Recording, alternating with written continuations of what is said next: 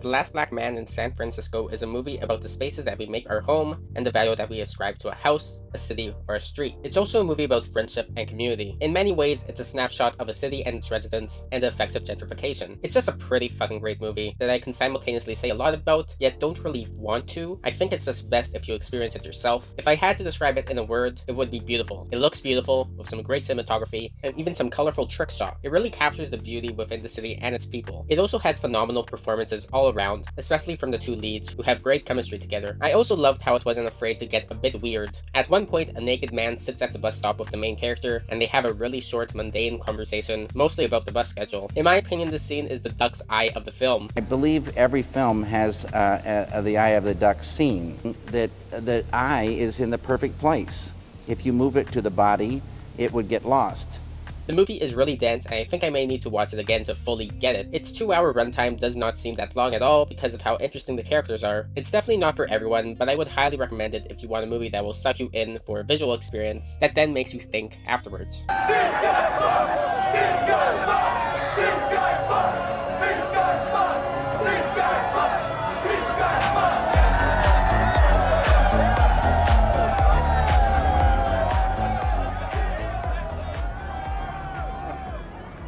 This city. I already know, bro. I know it's been said before, but much like another comedy drama about the Holocaust, Jojo Rabbit is a movie that shouldn't work, but does. While the subject matter is dark and there are some dark, morbid jokes, Taika Waititi's brand of wholesome, light humor is also present here, making for an enjoyable movie that has proven to be a crowd pleaser. The movie is not without its controversies, however, with many claiming that it trivializes the Holocaust by not being more biting with its portrayal of the Nazi characters and by being too light. I disagree because while the Nazis we do see are kind of portrayed as idiotic oafs, it's obvious that they are not supposed to be representative of the majority. Also, it's very clear from the get-go that this movie isn't fully grounded in realism, so the fact that it gets a bit cartoonish doesn't really bother me. The movie does have dramatic moments in the later half that remind us that, hey, this is a war movie, and it was a real emotional roller coaster. All the performances in the movie are great, including Rebel Wilson and the child actors. Taika Waititi's portrayal of Hitler as a 10-year-old boy would imagine him steals the show in all his scenes, but thankfully he wasn't overused. The real heart of the movie though is Thomasin McKenzie, who I hope gets a lead actress nod. And who is operating the machinery of their brains? The devil. Oh, it's funny because it's true. Oh, look at this little stupid Jew. At the time of writing this review, Greener Grass is my current pick for Weirdest Movie of the Year. The film is the feature-length directorial debut of Joshua DeBoer and Don Luby. Greener Grass looks at the culture of soccer moms and barbecue dads, and takes all their social quirks and fears to their extremes. It examines how these superficial personalities treat their children as commodities and sources of pride, or embarrassment. As a social satire, it doesn't really have much new to say, but the way that it says it feels new. Its sense of humor is similar to an Adult Swim show, and it is ridiculously funny. I was laughing at nearly every line, both from the dialogue itself and the perfect line delivery. Aesthetically, this movie does everything in its power to make you feel uncomfortable while watching it. From the overexposed Instagram filtered cinematography, the extreme close-ups, the heavy breathing killer POV cam, and the offbeat score. Some ideas here work better than others, but I appreciate the willing to experiment and to really take its premise as far as it can go. Overall, I had a blast watching it and look forward to showing it to some friends sometime soon. No, baby, it's a school night. You're a school! Juliet, your mother is not a school. I am Mom. I'm full of classrooms. So many clocks in me. Get to your room. My very first TIFF got off to a fantastic start with this debut film from Darius Marder, whose previous claim to fame was being a co-writer for The Place Beyond the Pines. The movie is about a metal drummer who loses his hearing. Riz Ahmed's lead performance is award-worthy in my opinion, but the real star of the show is the sound design, which frequently takes us into the POV of Ahmed's character and lets the audience experience his horror and depression firsthand. After watching both this and The Friend on the same day with my mom, we both agreed that this was the better movie. When my mom asked why, I didn't really know how to answer at first. The Sound of Metal is better than The Friend on a technical level, but I think the real reason why it's a better and arguably more important film is that it is challenging. A lot of vital information in this movie is presented very subtly through the sound design, performances, and background details that are easy to miss. Nothing is spoon-fed. The movie also does a great job of depicting the deaf community and deaf culture, and raises awareness about their way of life without feeling like it was pandering or preachy. The movie does have some pacing issues, but I can look past them since this is a debut feature. This film had a huge impact on me, and I would highly recommend seeing it whenever it gets a wide release. See this in a theater with good sound if you can. After watching and rewatching all of his movies this year, Pulp Fiction is still my favorite Quentin Tarantino movie, but I think that Once Upon a Time in Hollywood is his best movie. There, I said it. In my opinion, Tarantino really outdid himself here in terms of character writing and world building. The movie is long and doesn't really have a plot or a point, but I was so engrossed in the world of the movie that I could have spent another hour or two in the theater and I wouldn't have gone bored. Similar to Jackie Brown, the characters in this movie feel more like real people compared to the over-the-top caricatures in his other movies. The most realistic character here is based on a real person, Sharon Tate, played by Margot Robbie. By portraying her simply as a normal human being and giving her some relatively mundane scenes, Tarantino plays tribute to Tate in the best way possible. This movie is very much a love letter to cinema, but specifically Hollywood in the 60s. That being said, it's not all portrayed positively, especially due to the inclusion of the Manson cult. One problem with the film though is that if you aren't already a bit familiar with this world of Hollywood, you probably won't get much out of it. Tarantino basically made a movie for himself, and I'm okay with that because it turns out that it's for me as well. With guest stars James Ferrantino, Rick Dalton, Woo! Like the chewing gum. Norman Fell. Strong. Tonight's episode, All the streets are silent. are silent. Except when Rick Dalton's got a fucking shotgun, I'll tell you that. You're goddamn right. Kelvin Harrison Jr., man. Between this and Loose, the guy is on a roll. Like in Loose, he plays a teenage athlete, but this time he's a relatively normal guy named Tyler, with a caring family and a beautiful girlfriend. His father is well-meaning, but pushes him to be a better athlete, causing him to sustain a possibly career-ending injury, and at the same time he knocks his girlfriend up, and from that moment on he falls in a downward, self-destructive spiral. The editing, cinematography, and soundscape during Tyler's arc are absolutely phenomenal, and get us into the character's head. It's fast and stylish, alternatively portraying the beauty and blissfulness of youth, the pressure of being better and standing out, and the anxiety, rage, and chaos of having your entire world fall apart. Tyler is a compelling character because he is very flawed and realistic. He doesn't always do the right thing, and he has an enormous ego, but at the same time you can understand and empathize with him because the movie does such a good job at placing you into his world. One thing about this movie that has everyone talking about is the music. There's a lot of popular hip-hop in the soundtrack, and the score itself is by Trent Reznor and Atticus Ross. I'm not very into hip-hop, so I don't really have any emotional connection to these songs, but I thought they were used really well, and I liked how they reflected the character's current state of mind. I also found the music editing and the way the score ended up blending into the songs was great. It was almost a Baby Driver-esque musical at points. Halfway through the movie, Tyler's arc gets wrapped up and we follow a formerly peripheral character, and suddenly the entire movie takes on a different, more mellow and reflective tone. The editing slows down, the music is more mellow and used less frequently, and there's a meaningful aspect ratio change that is way better than any of the changes in Lucy in the Sky. A lot of people find the first half of the movie to be better than the second, but I think both are great, just very different. Lucas Hedges' character only appears in the second half, and he is kind of the weak link of the movie for me. It's kind of hard to talk about this half of the movie without spoiling it, so I'll just stop there. Anyways, Waves is a fantastic movie, and I am so excited to see what Trey Edward Schultz does next. Climax is the latest feature film from Gaspar Noé. All of his movies are pretty much emotional roller coasters that hypnotize you with their brutality and scar you for life. Climax isn't as emotionally scarring as Irreversible or Enter the Void, but it is still a stylish, engrossing train wreck that you can't look away from. The film's plot can be summed up succinctly as a bunch of French dancers drink LSD spiked sangria and get fucked up. Something that Noé does differently in this movie is that he works with a large ensemble cast. Most of the actors are actually not actors, but rather dancers, and apparently Noé let them have a lot of creative freedom in how to develop their characters, and much of the dialogue is improvised. The movie is basically 40 minutes of setup and character development, and then a 42-minute long take of people tripping on LSD and going nuts. The choreography of the long shot is incredibly impressive. The camera is in constant motion in the second half, so that the audience is just kind of flitting around this location, going from character to character as a detached witness. When I first watched the movie, I originally felt disoriented by this choice. It's very difficult to keep track of all the characters on the first watch, and I wished we had just stuck with one character. But on a second watch, I kind of appreciated being taken for this wild ride.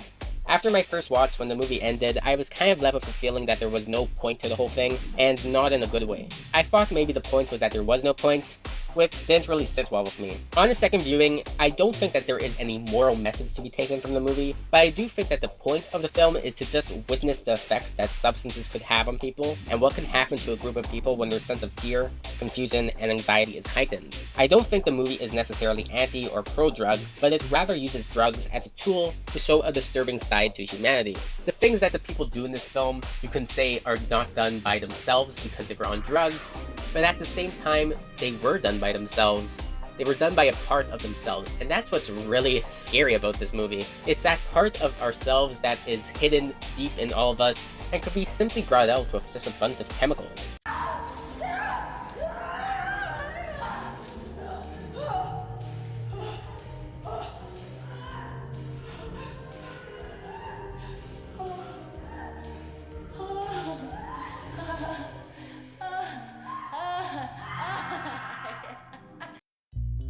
Ari Aster has now created 2 modern horror classics. He's also not the only director to do so this year either, nudge nudge, wink wink. While I still think that Hereditary is the better movie due to its scaled down focused approach, the ambitious and lengthy Midsommar is definitely a film that will be remembered. Everything that was good about Hereditary is present here as well. The character writing, the cinematography, the sound design and score, the build-up of dread, themes of grief and mental illness, etc. Midsommar also adds some new elements to the mix as well, and executes them perfectly, such as the addition of comedic relief that never feels out of place, and its main focus being the exploration of an unstable relationship involving gaslighting. This movie is probably going to hit close to home for a lot of people because of this aspect. The plot is very similar to every other movie about a murderous cult, so it can be predictable, but in my experience, anticipating what was coming next made the movie more enjoyable, especially since a lot of the movie is a slow burn. The movie is long, but I never found it boring, and I am looking forward to checking out the director's cut sometime soon.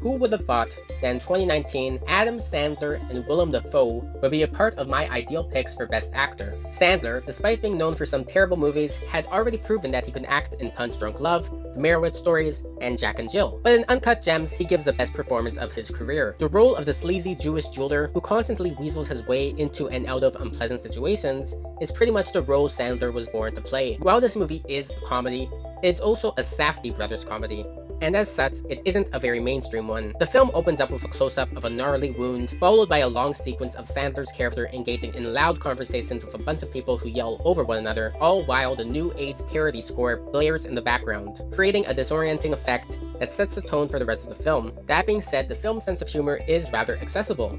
It feels similar to the type of humor that might be present in a shitty Sandler movie, except here it is executed well and adds to the character. If you like the Safdie brothers' previous movie Good Time, then you will probably like Uncut Gems as well. Just unzipping skirt. It says Howie. What did you do? Why would you? You don't like it? No, I do. I'm not worth it. Yes, I'm not you are. worth You it. are worth I don't. it. Look, Howie. I'm I so don't crazy deserve about you. it. The whole gang is together again. Martin fucking Scorsese, Robert fucking De Niro, Al fucking Chino, and Joe motherfucking Pesci. Some of the best performances of their careers are in this movie. Pacino, the oldest of the bunch, gives an energetic and lively performance as Jimmy Hoffa. Robert De Niro embodies loyalty and regret as the titular character, and Joe Pesci, my god. This guy is simultaneously quietly menacing and oddly comforting and calming in this movie. The two things about The Irishman that people are always going to bring up are the length and the de-aging. The movie is long, but I personally found it constantly engaging and didn't really feel the length at all. While some scenes could have been cut, I feel that every scene here has some sort of purpose. The de-aging looks pretty damn good to me, and I thought that the way the characters slowly aged throughout the movie was really subtle and well done. This movie is very reflective and quiet compared to something like the bombastic Goodfellas, and the main themes of the movie are loneliness and regrets at an old age. Anyways, this movie is fan-fucking-tastic. I never waited for anyone who was late more than 10 minutes in my life. I'd say 15. 15's right. No, 10. I don't think so. 10's not enough. You have to take traffic into account. That's what I'm doing. I'm taking traffic into account. That's why it's 10. I still say 15. No, 10. Fine, we disagree on that. How about 12 and a half minutes? There we go. 12 and a half. The middle, right in the middle. Beautiful, beautiful. Yeah, more than 10 is saying something.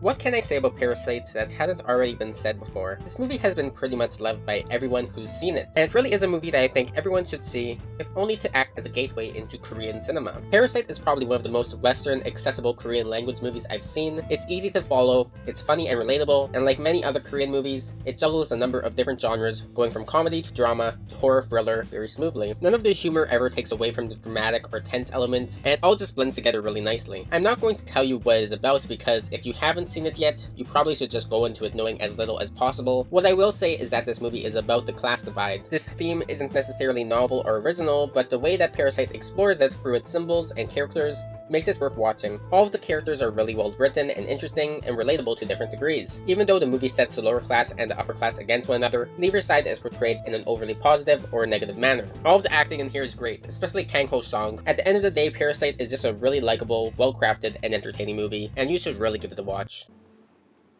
제시카 외동딸 일리노이 시카고 과선배는 김치모 그는 이사촌.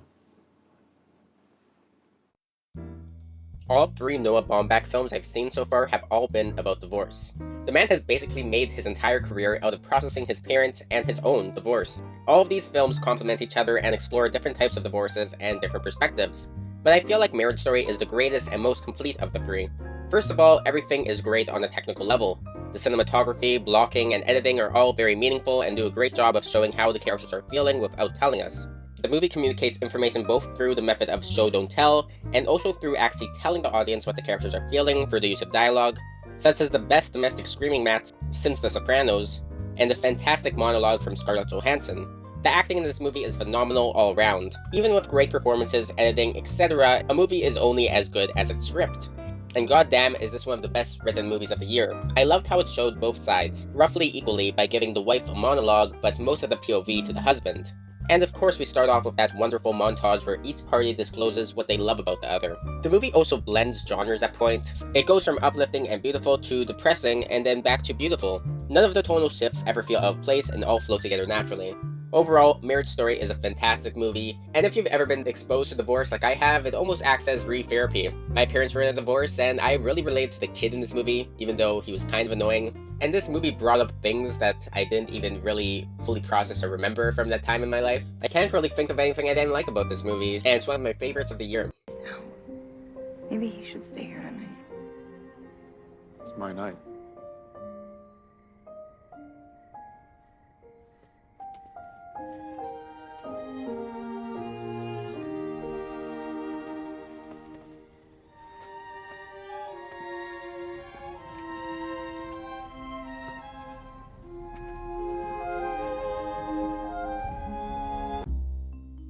This movie is definitely a slow burn, but it does burn, and it burns hot. The film builds and builds and builds until it reaches an ending that's absolutely scalding. Alright, I'll stop with the fire puns now. I was very excited to see this movie, as everyone whose opinion matters to me that saw it thought it was a masterpiece. During the first third of the movie, I thought, okay, this is good, possibly top 20 of 2019 good, but it might have been a bit overhyped, because to be honest, I wasn't really feeling it that much. In the second half of the movie, as the characters began to fall in love with each other, I began to fall in love with the movie. The ending absolutely floored me, and the film instantly rose to the top of my list. You know a movie is good when you can't sleep after because you just can't stop thinking about it. The performances are fantastic. You can really feel the chemistry and love between the two leads as they begin to open up to one another. The build-up in this film is so well done. While watching it, I do admit I wasn't into the first third of the film, but in retrospect, I realized just how vital it was to see these characters transition from shaky acquaintances to lovers, for their love and longing for one another to really make an impact. The characters themselves admit that they wasted time in the beginning getting to know each other, and in order to really understand how they feel, the audience also needed to experience that wasted time. There is a lot to unpack about this movie thematically. On the surface, it's about the age-old story of forbidden love between people born in the wrong place and time, but it also deals with the themes of memory, longing for something that one cannot have, and the power of images, in particular painted portraits. By its nature, painting not only contains elements of its subject, but also of its creator in a way that a photograph cannot. It's simply a beautiful, erotic, touching, and emotionally draining film that I cannot recommend enough, and I'm really excited to watch again. J'ai un nouveau sentiment. Lequel? Le regret.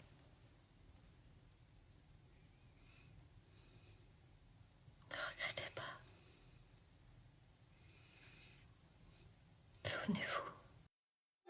I mentioned briefly in my 31 Days of Horror video that while I think The Lighthouse is a better movie overall than The Witch, I don't really consider it a horror movie. It's a very unsettling and sometimes tense movie that's probably best described as a 50-50 mixture of black comedy and psychological thriller. I thought the comedy was really well done here and felt true to the characters and their situation. Comedic moments never took away from the dramatic and tense moments, and the movie would even switch between comedy and drama in the same scene. Given that this is basically a two-character movie, a lot of it is carried by the performances of the two leads, and they absolutely kill it. Everything is also perfect here on a technical level. The aspect ratio and black and white cinematography add to the feeling of claustrophobia and harken back to films of the 1940s. Like The Witch, the old-timey dialogue and accents are extremely immersive, and I didn't really mind not understanding all of it on a first watch. Overall, I think that The Lighthouse, while obviously inspired by many other sources, is also something unique, and I can't wait to see what Eggers does next. No!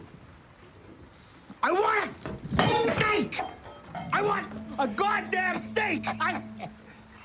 If I had a steak, oh boy, a rare, a bloody steak. If I had a steak, I would fuck it. This movie is a fucking masterpiece. It's way more entertaining than it has any right to be. It's not my favorite movie of the year. That's a lie. That's a joke. If I really had to rank it, it would be around here in the list. But I really had fun watching it, to be honest. And it's a movie that really knows what it is. It knows that it's kind of a meme, and this is a trend in Hollywood that could be a bit pandering at points, but I think that in here it really wasn't the case. They really made an enjoyable movie that could be enjoyed by kids and by adults. I thoroughly enjoyed this movie. I've said it many times now. You can probably tell I'm doing this review without a script because I am repeating myself. I'm rambling. I'm still trying to get this under 1 minute. Let's go. So Dora, she's actually mentally insane in this movie, and it's really funny. And Elizabeth Moner does a great performance. She's so positive as Dora, which is the character, and she has to be. She's overly positive, and that's something that could have been annoying. It could have been really irritating, and it's not. It's actually infectious. You actually feel the positivity, and you're happy watching this movie. I mean, everyone else here isn't very good. No, she is actually the best part of the movie in terms of performances. The movie does borrow, it steals from, like, Indiana Jones and a whole bunch of stuff with its puzzles, and sometimes it would make, like, jokes, like, the guy says, oh, I've seen this in movies, or whatever, kind of just came off badly for me. But it's still fun. If you're a kid, you're gonna enjoy those sequences, and as an adult, like, the movie has already brought out the kid in me. One of the reasons why this movie got some buzz on the internet, kind of got memed a bit, was because of the casting of Benicio del Toro as Swiper and Danny Trejo, Machete, as Boots. It was kind of weird because Swiper just comes in there and he's just talking his ass off. He's like a talking fox and nobody bats an eye. And Boots, he doesn't talk for the whole film until one scene. He talks to Dora. He has like a couple of lines, and it's great because it's Danny Trejo. But Dora's like, what the hell? You're a talking monkey? But it doesn't really make sense because Swiper in like a scene like around 20 minutes ago was talking. It's just like, okay, this is a world where talking fox is okay, but monkeys, that's weird, and everyone looks at you like you're crazy. but it's kind of funny. I like this movie. Yeah, so Dora and the Lost City of Gold, it's the best movie of the year. You should watch it.